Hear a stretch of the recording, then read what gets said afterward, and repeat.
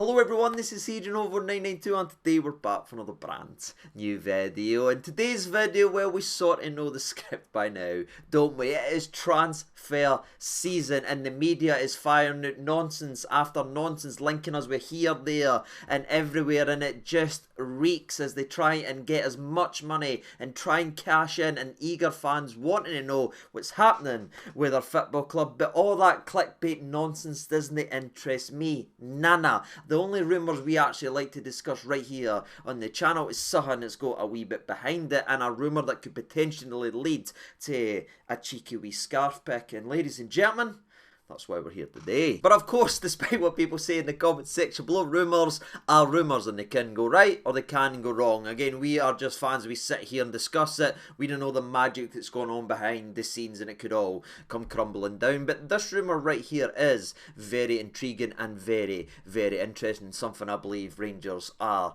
interested in. So I would like to discuss right here with you right on the channel to see what your thoughts and opinions are, as it ticks a lot of boxes and it brings up a couple very interesting questions. And as always, if you do find yourselves enjoying the channel anytime, that would be greatly appreciated if you could hit the like button or hit the subscribe button. There is a 70k challenge ahead of us and it's going to take us all if we're going to get up to the big boys and sit at the tables with the top 30 fans that do what we do right here in the channel now.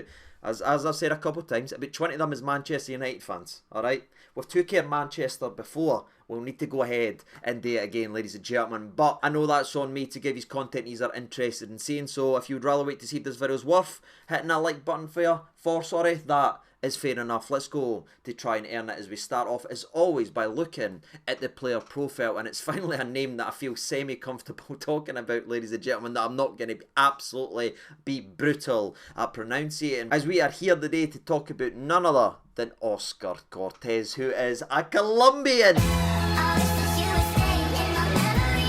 Sorry, I just needed a moment there, but he's a Colombian right winger, troops, which is quite funny because if you look at that statement right there, that's probably the most Rangers transfer link you could ever combine in a single sentence, you know what I mean? Because it's everything we crave and we've been craving all season. Colombian and a right winger. And look, we're going to have to address the elephant in the room. We're going to get it just sort of done and dusted right away. Alfredo Morelos, Oscar Cortes, Colombians, we love it. We've still got the flags. We're really, really excited, and I'm sorry to douse the fire that people are now getting and the ideas they're getting in their heads, but they are completely different players in every single aspect of the word. The only thing they really share or have in common is their actual nationality. So apologies about that. I'm not going to say he's like a Morelos or plays like a Morelos, because Cortes is a winger by trade and a right winger traditionally. But I'll be honest with you, this laddie has played left wing nearly as many, in fact the exact same amount of times as he's played at the top flight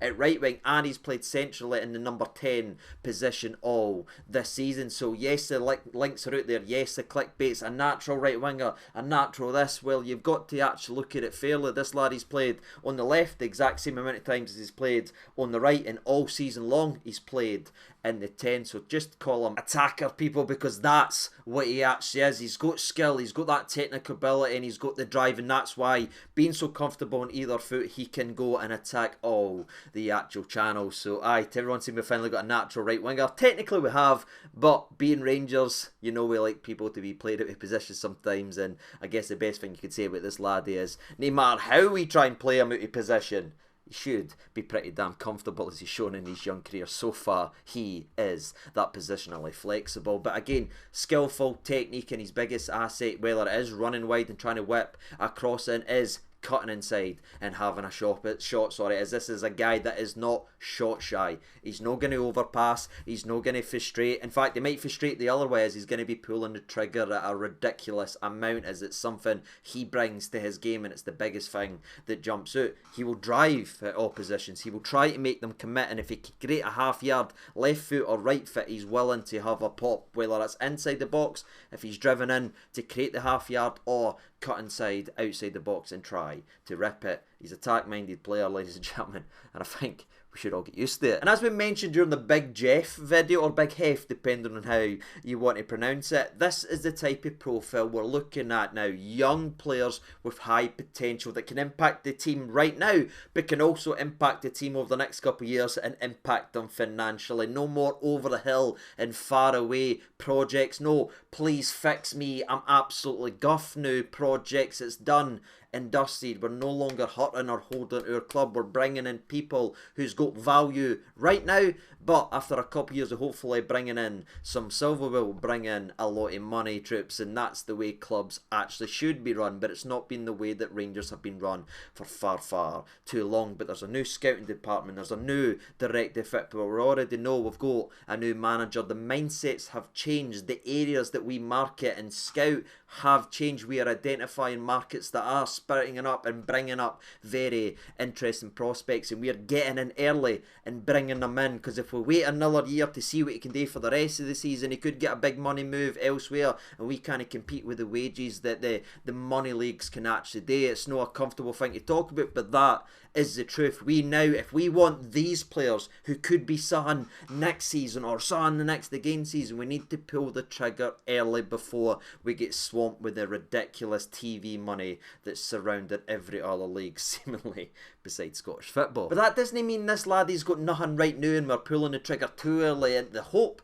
that he's signed. This is a laddie who's turned 20 years old and already has an international cap at the highest level for Colombia. Now, we know a little bit about the Colombian national side. When we had Morelos ragdolling the likes of Pepe and Hummels and Akanji, how hard it was for Morelos to break into that actual setup, the amount of work he had to do and how hard he had to graft and the goals that he had to score to get anywhere near that level. To hear that this laddie right here has been so impressive already in his young career, not only at the professional level that we're going to speak about, but every age group he's worked from, he has been fast-tracked all the way through the youth levels at Colombia because he is so tipped for the top. He is so talented, so to have that guy fast-tracked to the moon should give you a wee indication of what he could potentially be like in a Rangers team right now and what his current ability is. Potential's great, and it could come in a couple of years and he could really go on to be something and make us a lot of money, but right now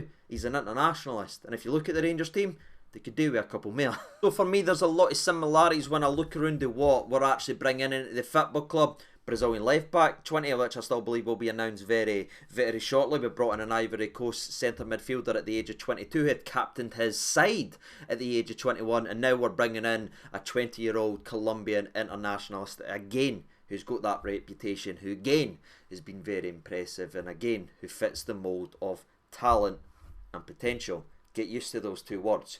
You're going to hear it a lot. But to finish up the player profile properly, he does stand just shy of 5'10" or just about 5'10", depending on how big the old studs are and if he's standing on his tip days. And yeah, very quick foot, naturally either side, and very direct. I need you to take that away. You're not going to be the type of guy that passes it back and frustrates you. Get ready. If he does come up the road, the guy will be salt and peppering the goal, whether we like it or frustrated or actual not. But moving into his footballing numbers then, shall we? Because again, numbers, stats, generations, you all seem to love it. And again, it does tell you a little bit about the player, but it doesn't tell you the full story. And the story so far, despite being 20 years old, is having a very impressive couple of years in Colombia. Again, fast-tracked through the international youth level, being so impressive in that level and earning a move to Ligue 1, if you shall, over in the French league as he joined Lens this season for around about 4.5 million euros. That's what it apparently took to take him from Colombia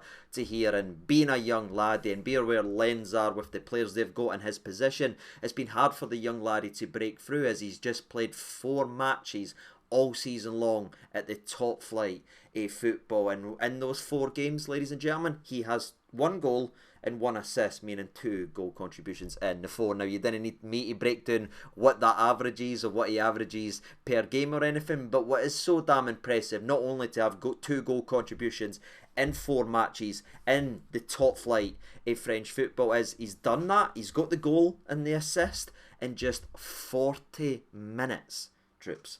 Let that sink in to the old cerebellum. 40 minutes is all this lad he's played in the top flight of French football this season, and he has a goal and an assist, which is so damn impressive. Moving to a different country, moving to a different culture. We've seen how much the likes of Jose Cervantes has struggled with that actual change. Well, being 20-year-old, moving to a different place, no getting the minutes you were promised, no getting the opportunities you were promised. To be fair, other people have been performing pretty well in the position, so you got to give the manager credit for giving and sticking loyalty to his players. But then when he does get on the park, going out there and impacting, the most he's played in a single game this season is 25 minutes. And do you know what he done in those 25 minutes? He scored a goal. Now, I know this is an extremely small sample size, and I know there is some other reserve football or lower tier football because of the way French football works. It's basically reserve league, what we do here, and he has played more games there, and he's had some eye-watering performances and turned some heads, scored some good goals. But you know how I feel about that stuff. It's nice to hear he's been playing and keeping up his fitness and doing this and doing that, you know what I mean? But I'm not going to sit here and break down youth stats in reserve football. It's a completely different world when you drop in. It's nice to hear he's been playing well and turning heads, but what I care about is what he does at the real football, if you will, because that's what he'll be judged when he comes to Scotland, and that's how I feel. So we're not going to break down any of the youth stats or the reserve football stats, despite how nice that they actually are. What he's done at the top flight of football this season: 4 games, a goal and an assist, and the most he's played in a single game is 25 minutes. This guy is a live wire, and the more you watch today's video, you'll hear that over the next minute. Because the season before the move to French football, he played in 11 league matches. In those 11 league matches, being 19 years old, he scored 5 goals and grabbed 2 assists, meaning he's got 7 goal contributions in 11 league matches, which is so damn impressive. And again, it shows you when he's on the park, he impacts the game, and that's simply because of his play style. Again, he is so direct that it's no wonder that every time he gets on the park, he's nearly scoring or assisting, because he's only got one way of playing, and it's forward. And look, to keep the consistency and to keep my OCD happy, we will look at the football and CV, if you will. But again, 20-year-old, like I said, for the Brazilian left back, it makes me feel a little bit strange to try and judge a guy already in his young career, because what were we doing at 20-year-old? Probably shouldn't say what we're actually doing, or we would all be pretty embarrassed. But the laddie at the age of 20 years old has played 30 professional matches. Again, no looking at reserve league or youth football or anything like that. 30 club level matches in which he has an impressive 8 goals and 6 assists. That's 14 goal contributions in 30 matches as a top flight professional. And again, he's played right wing, he's played centrally, and he's played left wing. Been moved, tried here, but he's impacted here, he's impacted here.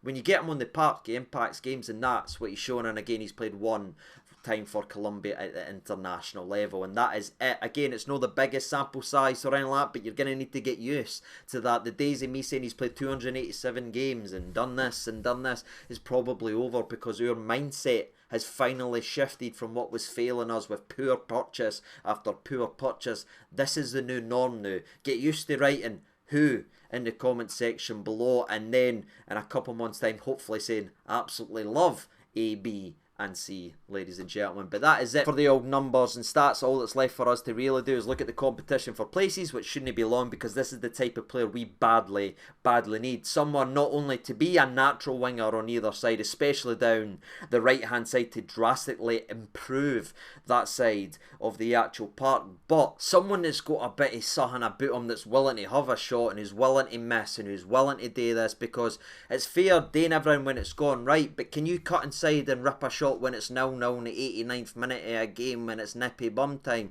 Well, the kid's shown that he's got that in his locker with some of the goals that he's actually scored, and he's got that braveness, and that's what separates the good players from the great players, and maybe the great players for the Rangers players, if you know what I mean. And this kid could certainly fill the boots. It's a lot of pressure on a 20-year-old, but he's certainly got talent right now. He's breaking into the national team right now, and we badly need the type of profile that he's got in there. And that leads me to the last little talking point, which is obviously the way this rumour apparently is going to happen with a loan, with an option to buy. And I've seen a couple of people say, why do Rangers keep doing this? Why do Rangers keep doing this? Well, we spent so much money in the summer and it's no worked out. Our wage bill is simply a disgrace, and that's why certain people will be leaving, or who has left in this actual window, and who will be moving very, very soon. We need to tidy all that up, and for me, this is smart business. Bring him here, see what he's like after 6 months, and if hopefully there's not a Malik Tillman situation, but there shouldn't be in this aspect. But that is it,